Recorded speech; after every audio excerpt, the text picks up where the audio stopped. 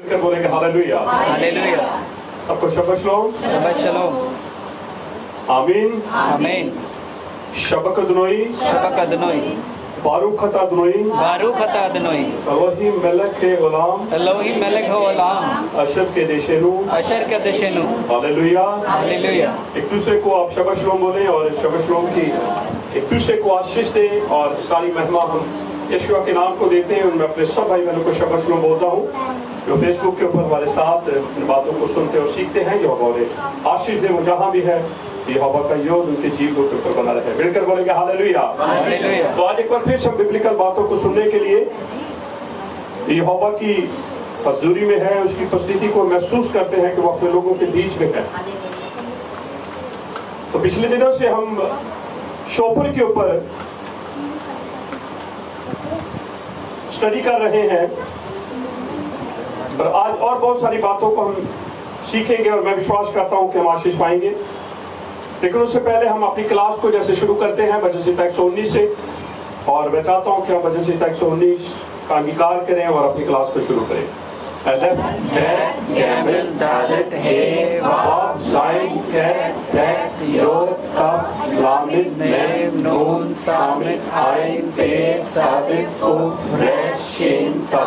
ठीक है, दास हुकुम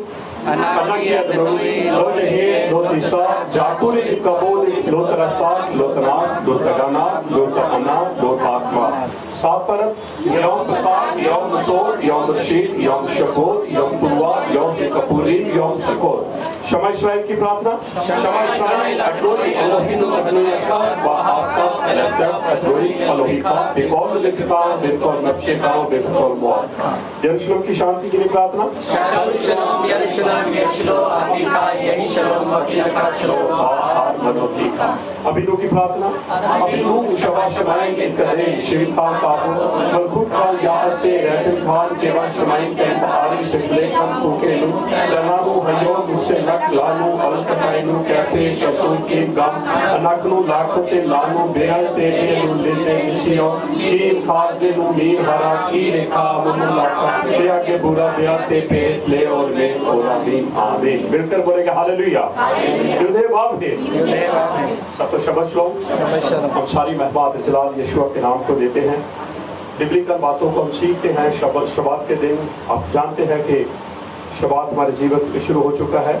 जैसे सनबर्न हुआ हम शब्द में प्रवेश कर गए हैं। हम धन्यवाद देते हैं नए दिन की शुरुआत मेरे और आपके जीवन में हो चुकी है और हम ये विश्वास करते हैं कि जहाँ जहाँ लोग इस वाचा को याद कर रहे हैं सच में वो आशीष लोग हैं। हम धन्यवाद देते हैं, सारी महिमा यीशु मसीह के नाम को देते हैं।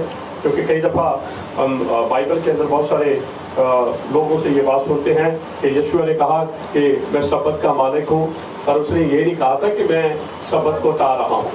उसने बताया सब्बत को देने वाला मैं हूँ। तो ये नहीं लिखा उसने कि तुम शबात को याद नहीं रखना, सिर्फ उसने अपनी इंट्रोड्यूस दी है इस बात को कहकर कि मैं शबात को देने वाला मैं ही हूँ। तो हम धन्यवाद देते हैं।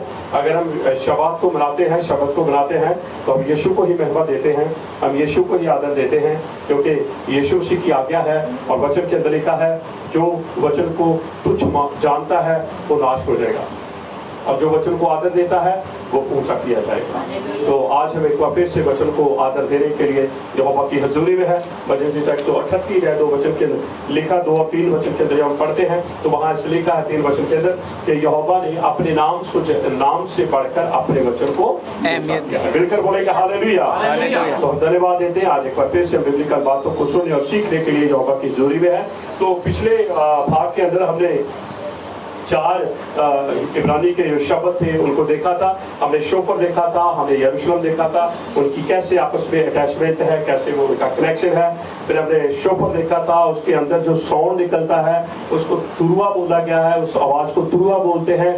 तो फिर हमने शोफर और तुरुआ का कनेक्शन देखा था। फिर तुरुआ के अंदर से हमने तोरा को देखा है, तोरा निकला है, और तुरुआ और तोरा का कितना जबरदस्त कनेक्शन है। मिलकर बोलेंगे हालेलुया हालेलुया।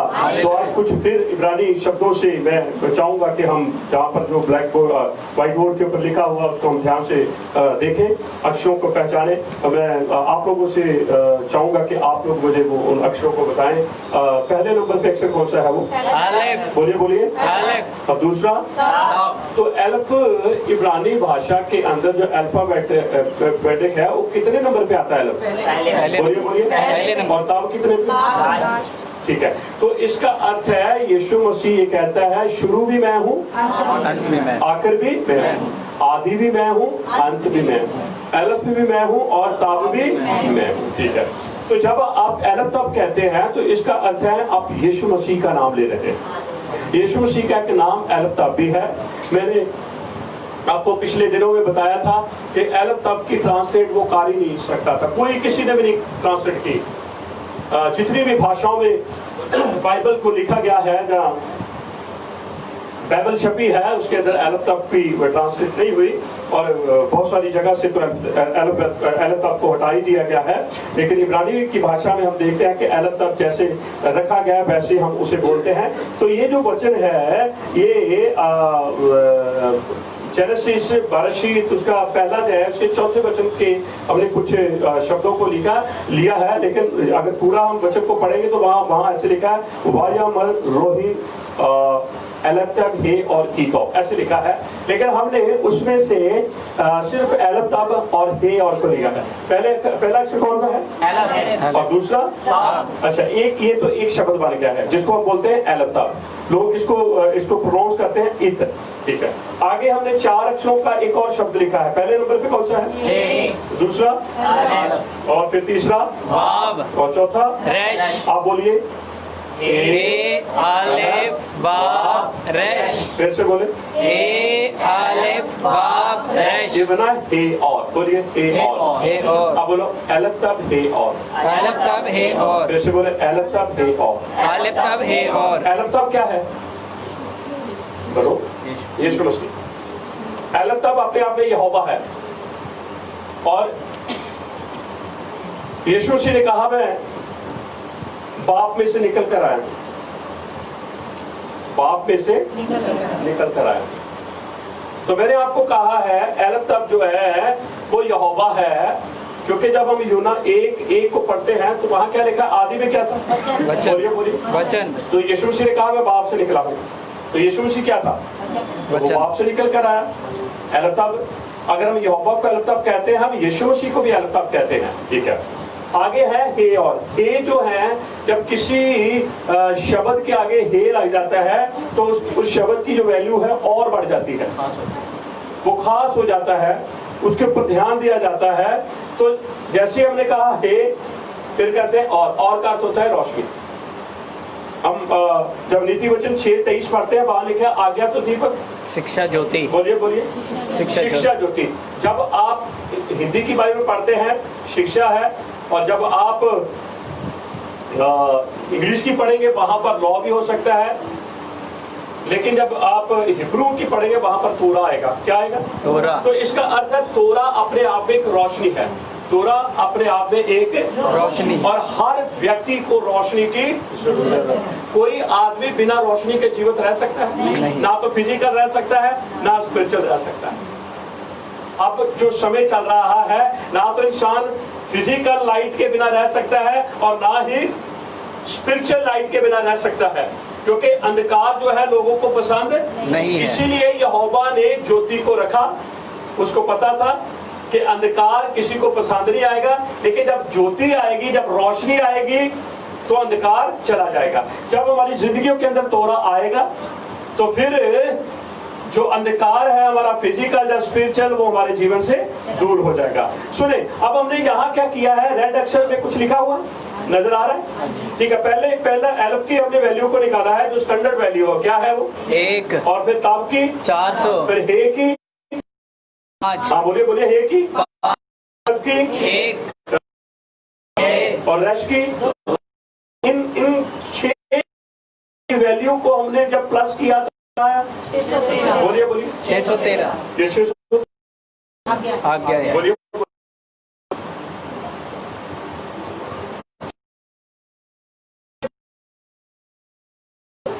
जो है उसकी जो लिखते हैं तो उसका 613 आता है। और बहुत सी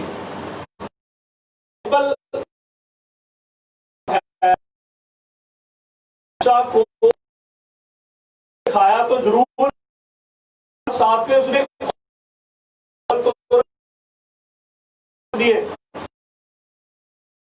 और हिब्रू में बोलकर निर्देश देने को कहते हैं होरताम। बोलिए होरताम, बोलिए होरताम। ए वाव रैश ताप मेम होरताम।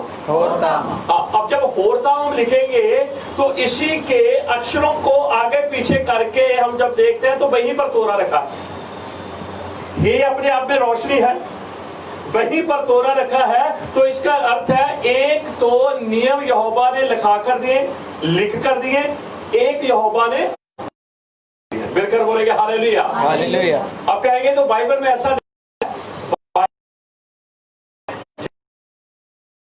एक वचन पढ़े, निर्गमन 24 है उसका 12 वचन।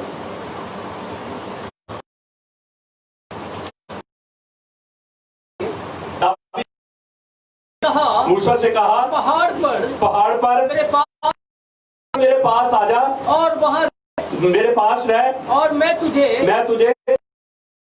पत्थर की पट्टियां और अपनी आज्ञाएं दूंगा। अंदर लिखा मेरा है चोर जो है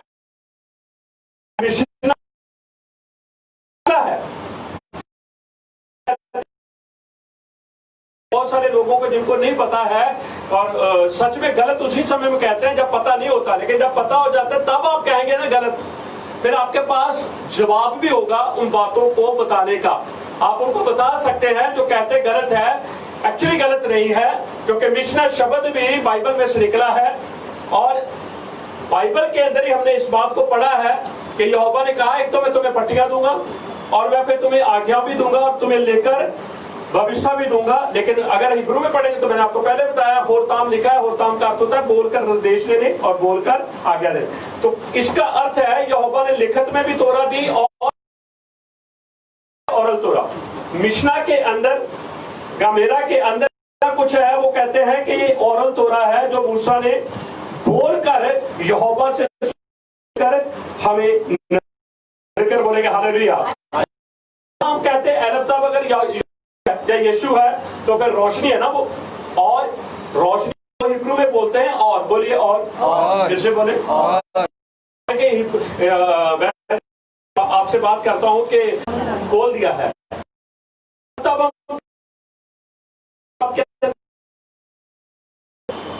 और 2 योग की वैल्यू 10 है और बाप की 6 प्लस जो हमें तीनों अक्षरों का प्लस आता है वो 26 आता है।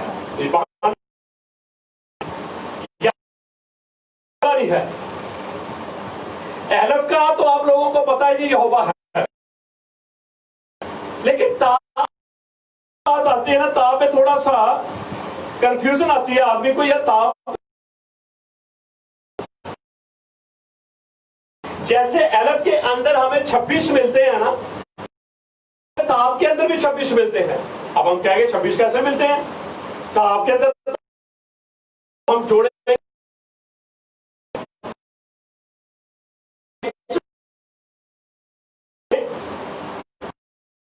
पीछे की जो की कोई वैल्यू नहीं है, तो हमने 0 को बोलिए और हमने 22 के साथ 4 को प्लस कर दिया 26। बोलिए तो 26 किसका कोड है? ताब भी जो है वो यहोवा है। मिलकर बोलेंगे हालेलुया। इतनी आसान ये भाषा है ना, अगर आप कहेंगे नहीं हमें फिर आएगी नहीं आपको। वो अरब ताब को खोल दिया, यहां पर हमने ताब को खोल दिया। न्याय जो होगा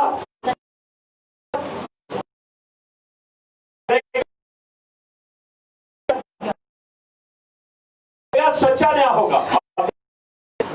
हमने क्या 54 को हमने 26 के अंदर जोड़ दिया, इकट्ठा कर दिया। कितने? हाँ बोलिए। हम लिखेंगे तो 0 फिर 0 की कोई वैल्यू को यहाँ मिटा दिया, हमें क्या कौन सा अक्षर मिल गया? 8 क्या है? एक नई शुरुआत। जब न्याय हो जाएगा, जब सच्चा न्याय हो जाएगा होगी, और उस नई शुरुआत के अंदर यीशु मसीह कहता है वहां कोई आंसू नहीं होगा, वहां कोई दुख पीड़ा नहीं होगी, वहां जब एक नई शुरुआत होगी। अच्छा मुझे ये बताएं, जब नूह के दिनों में जाल पड़ो आया और जो गए, जो अशुद्ध थे 2-2 जोड़े गए, पक्षी भी गए, बड़े बड़े सारे जानवर गए, नूह ने लिया। इसीलिए बाइबल के अंदर लिखा है जानवरों से पूछो वो तुम्हें बताएंगे, पक्षियों के पास जाओ वो तुम्हें सिखाएंगे। क्या सिखाएंगे? वो बताएंगे हम यहोवा की आज्ञा का, पर तुम मानुष होकर तुम यहोवा की आज्ञा का पालन नहीं करते। वो तुम्हारा पिता है, हमारा पिता नहीं है। उसका जवाब लेकर आए। तो सुने ध्यान से, मैंने बताया 26 80 हो गए, 0 को 8 नई शुरुआत। मैंने आपको पूछा कि नूह के दिनों में, मैंने आपको कहा जहाज के अंदर शुद्ध जो थे वो 7 जोड़े गए, अशुद्ध 2-2 गए। आदमी कितने गए? 8। बोलिए 8। बाकी सारे कहाँ गए? सारे मर गए, छुप गए, मर गए, नाश हो गए, सब कुछ खत्म हो गया। एक नई शुरुआत, एक यहोवा ने नई शुरुआत की। कितने लोगों से? 8। जब भी अक्षर आएगा, जब भी शब्द आएगा, एक नई शुरुआत हो जाएगी। मिलकर बोलेंगे हालेलुया। रिशॉन जो है सप्ताह का पहला दिन, एक नई शुरुआत। मिलकर बोलेंगे हालेलुया। युद्धे बाबे बोलेंगे, तो हम सारी महिमा यीशुआ के नाम को देते हैं। जब मैंने बताया एलब तब जो है और जो है यहोवा ही रोशनी है, क्योंकि यहोवा ने सबसे पहले जब रोशनी को बनाया तो उसे हे और कहा, वायमर लोहिम एलब तब हे और की। तो जब उसने रोशनी को देखा तो उसने कहा बहुत अच्छा है। क्या है? बहुत अच्छा। सूरज तो बहुत 4 दिन के बाद बना, चौथे दिन सूरज बना। ये तो पहले दिन की बात हो रही है। पहले दिन यहोवा ने रोशनी बनाई, कोई सूरज चांद तारे नहीं बनाए, वो तो चौथे दिन बनाए। तो फिर ये कौन सी रोशनी थी? ये वचन की रोशनी थी। और जो वचन को आदर देते हैं, वचन उन्हें भी आदर देता है। और जो वचन को तुम जानते हैं, वचन उन्हें तुझ जानता है। मिलकर बोलेंगे हालेलुया। और वचन कौन है? यीशु मसीह कौन है? एलप्ता। बोलिए, कभी आपने अपनी दुआ में कहा एलप्ता? बोलना है यहोवा तू ही एलप्ता। मैं कहता हूँ बहुत कुछ इसमें मैंने बोला ना, एलप्ता को देखो, एलप्ता बोल दिया था, आपको भी बोल दिया। सच्चा न्याय करने वाला वही यहोवा। और हम धन्यवाद देते हैं इन सारे वचनों के लिए। मैं विश्वास करता हूँ कि इन वचनों के द्वारा आप लोगों ने आशीष पाई है। अब हम अपने पिछली बार एक बात को टच किया था, शोफर का बजना।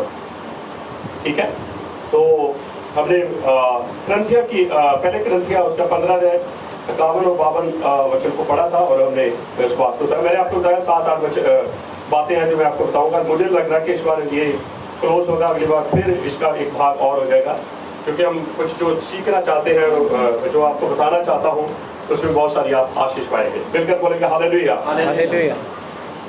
तो ध्यान से सुने, जैसे तोरा अपने आप में यीशु मसीह है या नहीं है? बोलो। जब हम बाइबल को उठाते हैं तो हम कहते हैं ये तोरा है, तो इसका अर्थ है वो किताब जो है, जो वचन जो है, वो यीशु की छाया है, यीशु की।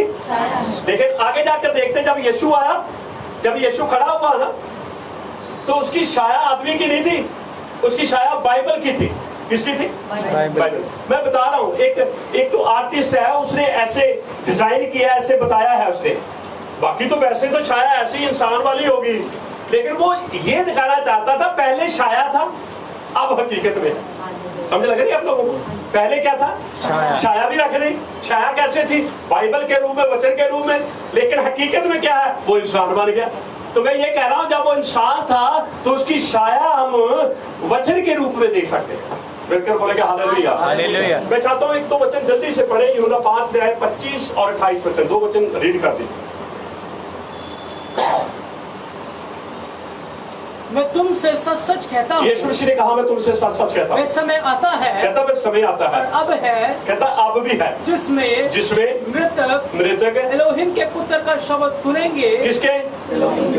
बोलिए बोलिए। तो कभी कभी वो अपने आप को यहोवा का पुत्र कहता है और कभी कभी वो मानुष पुत्र कहता है। जब मानुष पुत्र कहता तो वो मेरे और आपके साथ आपको जोड़ नहीं रहा। ये कभी ना सोचना कि हम भी मानुष है, वो भी मानुष पुत्र बन गया तो इसलिए उसने हमारे साथ सहभाग। नो नो नो, दानियल की भविष्यवाणी को वो यहूदियों के रख रहा था, क्योंकि दानियल ने कहा था वो मानुष पुत्र होगा।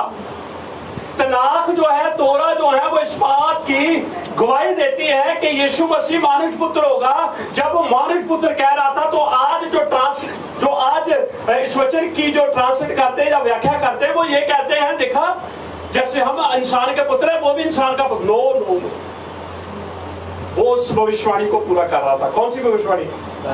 बोलिए बोलिए। दानियल की 7 अध्याय के अंदर लिखा है वो मानुष पुत्र है। यीशु मसीह बोलता था, उनको बता रहा था ये दानियल के बारे में, जिस नबी की आप आदर देते, जिस नबी को इज्जत कर, उस नबी के मुंह में मैंने इस वचन को डाला था, उसने मेरे बारे में बोला था और मैं भी बोल रहा हूं कि मैं मानुष पुत्र हूं। और साथ में उसने कहा मैं यहोवा का पुत्र हूं। तो ये लोगों को खुश करने के लिए नहीं कह रहा था। वचन संहिता के अंदर लिखा है 2 अध्याय के अंदर वो यहोवा का पुत्र है। यीशु मसीह ने कहीं से भी अपने आप से कुछ बात नहीं कही, उसने लिया और लोगों को दिया। मिलकर बोलेंगे हालेलुया हालेलुया। ठीक है, आगे बढ़े। और जो सुनेंगे वे जिएंगे। कौन? मृतक। जेड़े मृतक हैं ये कौन है? चलते फिरते मुर्दा। चलते फिरते मुर्दा होते हैं। बोलिए बिल्कुल। जिसके पास पुत्र नहीं है, बोलिए उसके पास जीवन नहीं। हमारे पास तो मुर्दे बहुत हैं, उनसे तो डर नहीं लगता और वो कर नुकसान भी कर सकते हैं। मरे हुए जो मुर्दे हैं, जो दफन हो चुके हैं, उनसे डरने की जरूरत नहीं हमें किनसे डरेंगे? उन मुर्दों से जो चलते फिरते हैं। मिलकर बोलेगा हालेलुया। अब यीशु मसीह उन्हीं मुर्दों की बात कर रहा है जो कब्र में चले गए, उनकी बात नहीं हो रही। जो मृत है पढ़े, इससे अचंभा मत करो, कहता हाँ, क्योंकि वह समय आता है, वह समय आता है कि जितने कब्रों में है उसका शब्द सुनकर निकलेंगे। ये वो मुर्दे हैं जो मसीह में सो गए, जो मसीह में सो गए। पर जो पहले वचन 25 में हमने पढ़ा वो मुर्दे हैं जो जमीन के ऊपर चलते फिरते, और ये वो मुर्दे हैं जो दफन हो गए।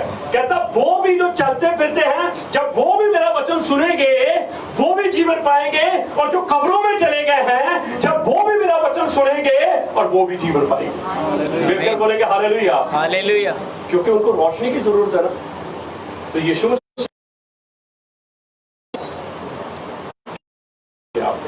क्या है? जब उसके मुख से शब्द निकलता है, उसने प्रैक्टिकल करके भी दिखाया। लाजर कब्र में था कितने दिन से, क्या निकला नहीं वो? क्या किया यीशु मसीह ने? हाथ पकड़ा, जाके छुआ, क्या किया? बोलिए बोलिए। आवाज थी। तो शोपर में से क्या निकलता है? बोलिए बोलिए। तो जब शोपर बचेगा तो जो चलते फिरते हैं वो बदलेंगे नहीं। बोलिए। तो जो कब्रों में होंगे किसकी आवाज है? तो फिर यीशु मसीह अपने आप में क्या है? जब आप तनाख में शोपर को देखते हैं, आपके अंदर एक पिक्चर बन जाती है, हाँ जी शोपर ऐसा होगा। वो एक नरसिंगे का एक जानवर का एक सिंग होता है आपके अंदर। आप जब उस शोपर को देखते हैं, आपके अंदर एक वो तस्वीर बन जाती है। लेकिन जब नया नीव आया, फिर यीशु मसीह आया, उसकी जब छाया पड़ी तो छाया में कौन नजर आया? शोपर नजर आया। बोलिए क्या नजर आया? शोफर। फिर से बोले शोफर। आज मैं एक पिक्चर देख रहा था, आर्टिस्ट ने बनाई, बिल्कुल सही बनाई पिक्चर। मैं कभी भी उसको रिजेक्ट नहीं कर सकता। आपने यरूशलेम की दीवार को देखा जहां यहूदी लोग दुआ करते हैं? बोले देखा? पिक्चर में देखा आप लोगों ने? हाँ।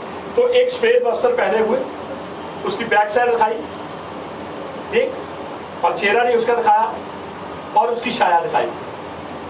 छाया जो है दीवार के ऊपर पड़ रही है। वो खड़ा है व्हाइट वस्त्र चोगा पहन के, क्या बना हुआ है? मनोरा मनोरा बना हुआ। तो मनोरा अपने आप में क्या है? यीशु मसीह। बोलिए यीशु मसीह। तनाव के अंदर सारी चीजें यीशु मसीह को रिप्रेजेंट कर रही थी। जब यीशु मसीह हकीकत में आया, उसकी छाया तोरा नजर आई, उसकी छाया तोरा नजर आया, उसकी उसकी उसकी छाया जो है शोफर नजर आया, उसकी छाया जो है संदूक नजर आया। फिर बोलेगा हालेलुया। ये चीजें किसकी ओर इशारा कर रही थी? वो तो छाया ही थी ना। इशारा जो होता है वो छाया है, लेकिन जब हकीकत में आया तो उसी की छाया जो है उनमें हमें नजर आने लगी। फिर बोलेगा हालेलुया। हालेलुया। तो लिखा है जो मृतक हो गए, अब भी वो समय है कि वो यहोवा के पुत्र की आवाज को सुनेंगे, वो जीवन पाएंगे। 28 को द्वारा पर इससे अचंभा मत करो, क्योंकि वह समय आता है कि जितने कब्रों में हैं उसका शब्द सुनकर निकलेंगे। जिन्होंने भलाई की है वे जीवन के पुनरुत्थान के लिए, और जिन्होंने बुराई की है वे दंड के पुनरुत्थान के लिए जी उठेंगे। अच्छा, दोनों तरह का न्याय होगा। न्याय तो होना ही होना, मैंने आपको बताया नहीं, वो ताब है जजमेंट। तो उसने न्याय तो करना ही करना है, और उसका न्याय झूठा नहीं है, उसका नाम सच्चा है। वो कोई पक्षपात नहीं करता। वो हमारे हम मतलब भोला सचीरा बना के खड़े रहेंगे। वो तस्का ओ नो नो तुसी जिन्ने चेहरे घोड़े बनोड़े बना लिए, बात कोई तरस नाम की चीज नहीं है। वो इंसान नहीं है, तरस खा जाएगा। वो यहोवा मिलकर बोलेंगे हालेलुया। हालेलुया। लिखा है कुछ तो अनंत जीवन के लिए और कुछ अनंत दंड के लिए, और जो जीवन के लिए होंगे उनको यहोवा कहेगा, यीशु मसीह कहेगा कि मेरे यहोवा के मुबारक लोगों, आओ उस राज में आ जाओ जो राज तुम्हारे लिए शुरू से ही तैयार किया गया। और कहता पाए वालों को क्या कहेगा? कहता कि नरक की आग में वो भी तुम्हारे लिए तैयार शुरू से तैयार की गई। मिलकर बोलेगा हालेलुया। हालेलुया।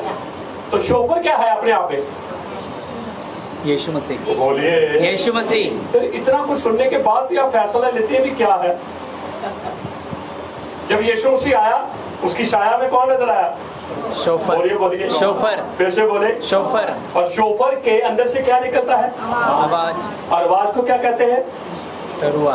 बोलिए बोलिए तरुआ। और तुरुआ से क्या निकलता है? तोरा। तो तोरा कौन है? तो फिर कहीं भी चले जाओ,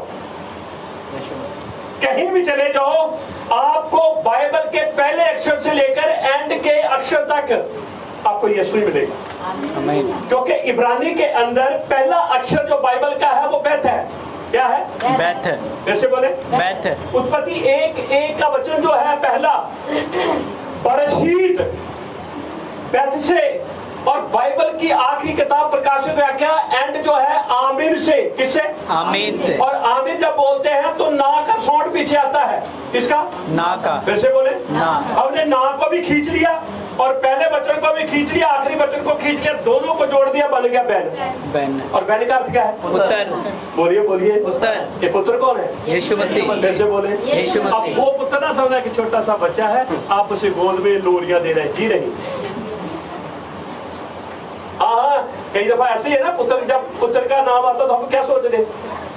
छोटा सा बच्चा दूध पी रहा है। नो नो, ऐसे नहीं। जिसके पास पुत्र है उसके पास जीवन है। मिलकर बोलेंगे हालेलुया। हालेलुया। छोटा सा दूध पीने वाला बच्चा जीवन नहीं दे सकता, क्योंकि वो पाप से निकला है। मिलकर बोलेंगे हालेलुया। हालेलुया। तो जैसे ही शोफर आप बोलते हैं तो अपने आप में वो आप यीशु मसीह को बोल रहे हैं। किसको? यीशु मसीह। क्योंकि वो यीशु मसीह की ओर इशारा कर रहा है। ठीक है, एक दो बातें मुझे लग रहा है कि हम आज सीखेंगे। तो पहली बात, शोफर का बजना छुटकारे का चिन्ह है। शोफर का बजना छुटकारे का चिन्ह। फिर से बोले शोफर का बजना। जब 50वां साल आता था, कौन सा? 50वां साल। अगर आप 10 करोड़ के भी गुलाम हैं, कितने? 10 करोड़। चाहे आप कितनी भी बड़ी कर्ज के अंदर है, उस दिन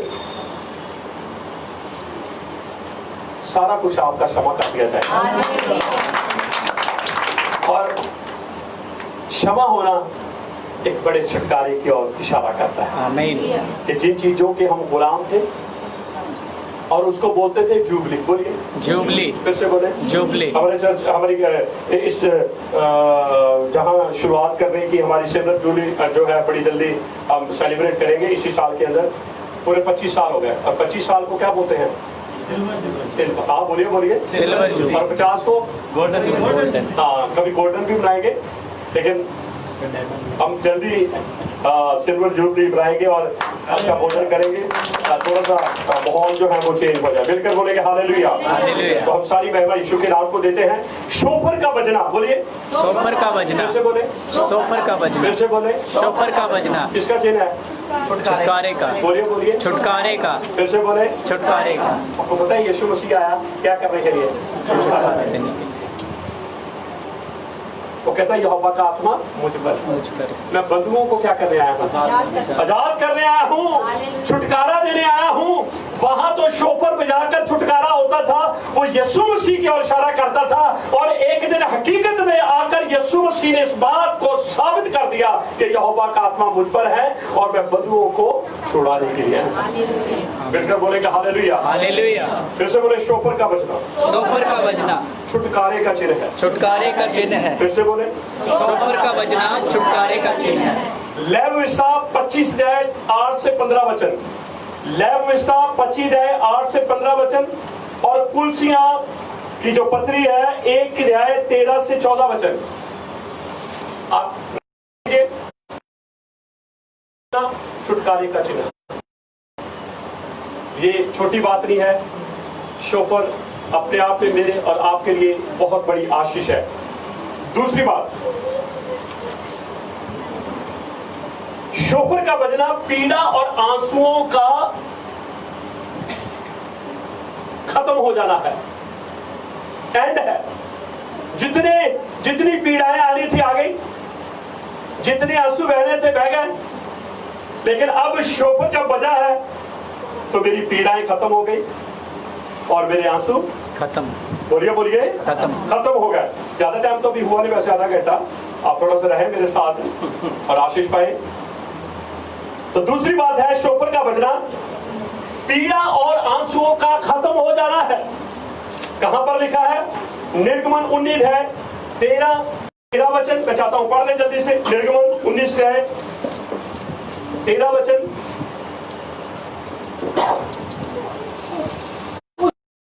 कोई हाथ से न तो छुए पत्थरवाह किया जाएगा। हाँ, पास आ रहा है पर उनको छूना नहीं। अगर कोई छुएगा तो उसको मार दिया जाएगा। हाँ, तीर से छेदा जाए। यस, चाहे पशु हो चाहे मनुष्य वे जीवित ना बचे। वो जीवित नहीं बचेगा। पहाड़ को कोई नहीं छुएगा, क्योंकि पहाड़ के अगर आप आना है तो आपको अपने आप को शुद्ध करना है। मिलकर बोलेंगे हालेलुया। हालेलुया। तो जो मर्जी जाके छुएगा। 16 वचन पढ़े। जब तीसरा दिन आया, हाँ, अब 3 दिन उनको तैयारी करनी थी। बिना तैयारी के आप पहाड़ के पास मत जाना, बिना तैयारी के आप पहाड़ को ना छूना। 3 दिन तक तैयार करना। आपको पता है जब तीसरा दिन है, तीसरा दिन क्या है? यीशु मसीह मुर्दों में से जी उठा।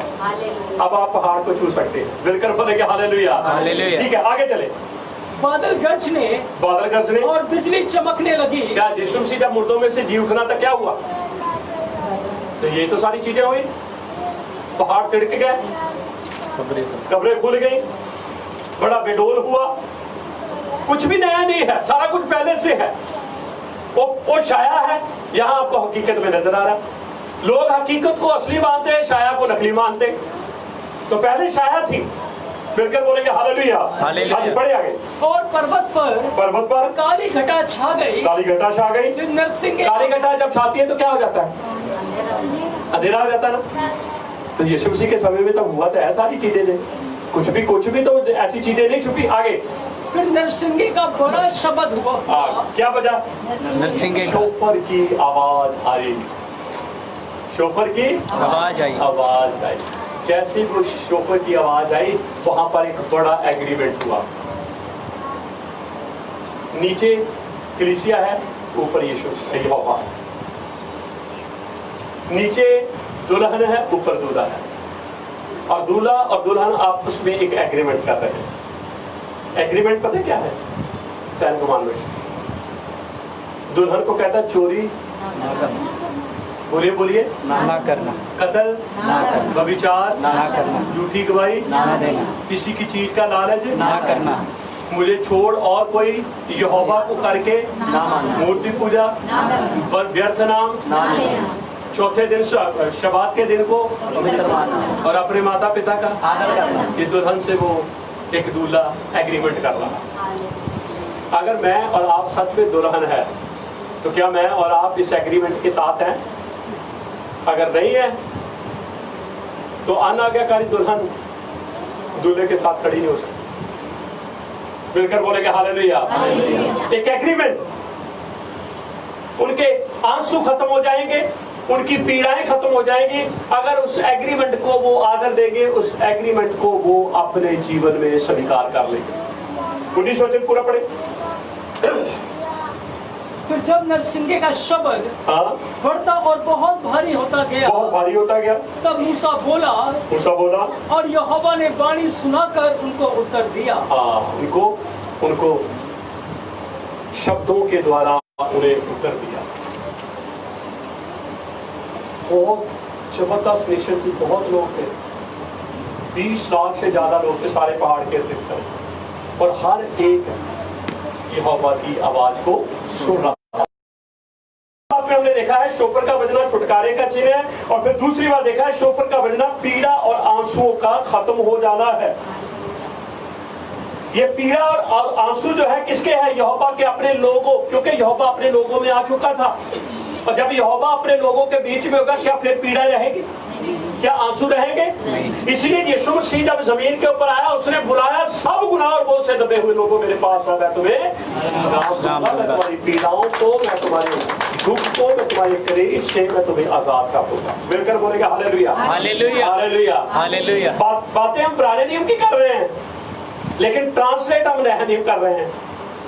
मिलकर बोलेगा हालेलुया, हालेलुया। यहोवा है, यहोवा है। तो हम सारी महिमा आदर जलाल यशुआ के नाम को देते हैं। मैंने आपको पहले भी बताया था कि शोफर जो है एक वो विषय है, वो कभी खत्म होने वाला नहीं है। जितनी भी आप स्टडी करनी है, आप इसके ऊपर उतनी स्टडी कर सकते हैं। तो 2 बातों को आज हमने टच किया है, और कुछ हिब्रू के शब्दों को हमने सुना है। तो हम सारी महिमा यशुआ के नाम को देते हैं। एक बार फिर से मैं रिपीट कर रहा हूं, जब हम तलाक के अंदर मनोरा को देखते हैं, नए नियम वाले लोग यीशु देखेंगे। इसको क्या देखेंगे? यीशु। मैंने आपको बताया जब यीशु मसीह आया तो उसकी छाया में क्या नजर आया? और लोगों को बेशक ना नजर आए, लेकिन हमें मनोरा नजर आता है। जब हमने शोफर को देखा, हमें यीशु मसीह नजर आया। और जब यीशु मसीह आया, बेशक लोगों को यीशु की छाया में शोफर नजर आए, लेकिन मुझे और आपको जरूर नजर आएगा। मिलकर बोलेंगे हालेलुया, हालेलुया। हम कहते हैं वचन देदारी हुआ। तो फिर जब यीशु मसीह हमें नजर आता है फिजिकल, तो उसकी छाया में वचन नजर आना चाहिए। Hallelujah, hallelujah. किसको? क्योंकि ये बिब्लिकल बातें हैं, और जो बिब्लिकल बातें सीखते उन्हीं को नजर आएगा, और जो बिब्लिकल बातें नहीं सीखते उनको ये बातें कभी भी नजर नहीं आएगी। मिलकर बोलेंगे हालेलुया, हालेलुया। तो सारी महिमा जलाल यीशु के नाम को देते हैं। अगले भाग के अंदर हम शोफर को लेकर आगे बढ़ेंगे। अभी और बहुत सारे पॉइंट हैं। मैं विश्वास करता हूँ कि हम बहुत सारी इन वचनों के द्वारा आशीष पाएंगे। मैं उन सब अपने भाई बहनों को विश्वास बोलता हूँ। मैं उनसे निवेदन करता हूँ कि अगर आपको एक बार या 2 बार आपको समझ नहीं आता, तो मैं विश्वास करता हूँ यदि एक बार बार इसे सुनेंगे तो आपको समझ आएगा और बहुत सारी आशीष पाएंगे। आमीन बोलेंगे।